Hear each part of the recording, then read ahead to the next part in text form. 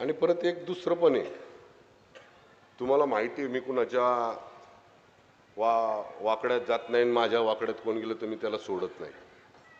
अरे बघू तरी तुझ्यात किती ताकद आहे. गेलो आम्ही वाकड्यात, आता बघू काय करायचे ते, बघू ना. एवढेच तुला बघायचंच आहे आम्हाला, तर बघ आता बघू. आम्ही सुद्धा, आम्ही पण काय असं नुरा खुस्ती घालणारे लोक नाही.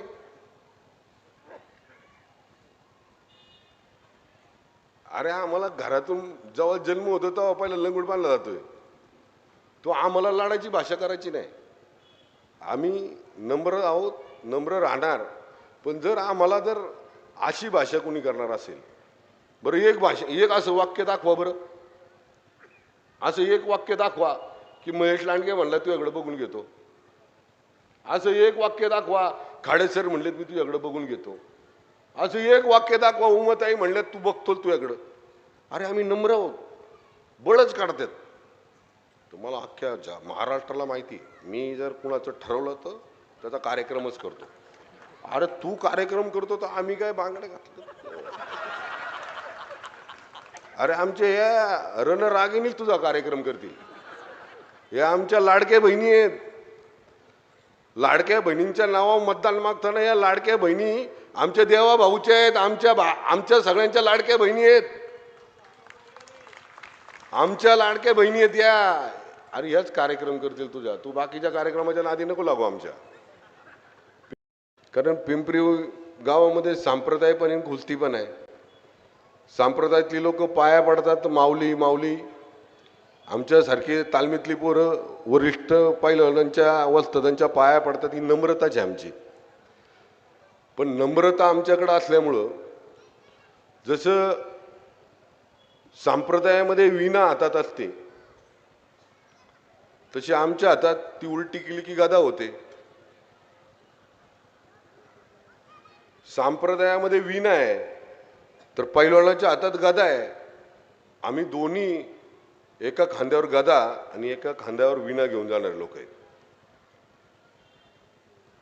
ज्याला संप्रदायातनं समजत नाही त्याच्या डोक्यात आम्ही गदा घालतो.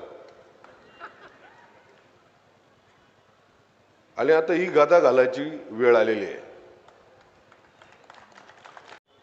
जेव्हा पोराला खासदार करायचं होतं तेव्हा संजोग चला, संजोग भाऊ निघाले गाडी घेऊन टू व्हीलरवर. माग बसलाय लेख त्यांचा आणि निवडून दे ह्याला.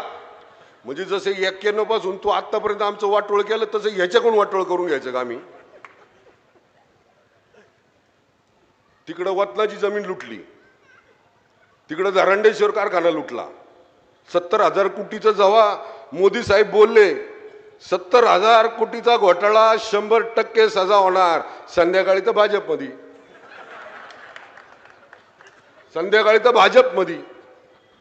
अरे मी घाबरलो नाही, तुला नाही घाबरलो. 2014ला तुझ्या विरोध लढलो पक्षाच्या, अपक्ष निवडून आलो. गुंड कोण आहे?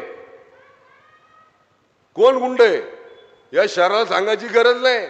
गुंड जोपासले कुणी, वाढवले कुणी, मोठे केले कुणी? अरे दुबईला पळून गेले गुंड तुमच्यामुळं. त्यांना ताकद दिली ते दाऊद तिकडे गेला दुबईला आणि तिकडून बॉम्ब हल्ले करतोय.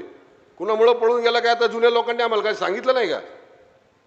आम्हाला लागले सांगायला गुंडगिरी गुंडगिरी गुंडगिरी.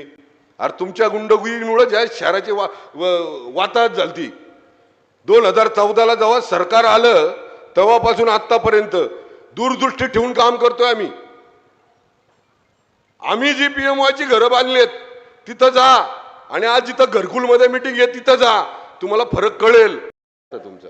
पण योग्य वेळी मामा तुम्ही डिसिजन घेतलाय, त्यामुळे तुम्ही काळजी करू नका. देवेंद्र भाऊंसारखं एक महाराष्ट्राचं लोकप्रिय नेतृत्व आपल्या सगळ्यांच्या मागं आहे. आणि तुम्हाला माहिती आहे त्यांनी इतकं सगळ्यांचं ऐकून घेतात, गप बसतात बसतात बसतात. आणि ज्याला इशारा द्यायचा त्याला कळालं की देवा भाऊ आता काहीतरी करणार आहे, की संध्याकाळी 70,000 कोटीचा घोटाळा काढणारे संध्याकाळी लगेच जमा होतात. इकडला घोटाळा काढणारे लगेच जमा होणार आहेत. मला प्रश्न पडतो 91ला इथं आले तेव्हा काय परिस्थिती होती. मला तेव्हा खासदार मला वाटतं संभाजीराव काकडे, तुम्हाला सगळ्यांना माहिती असतील,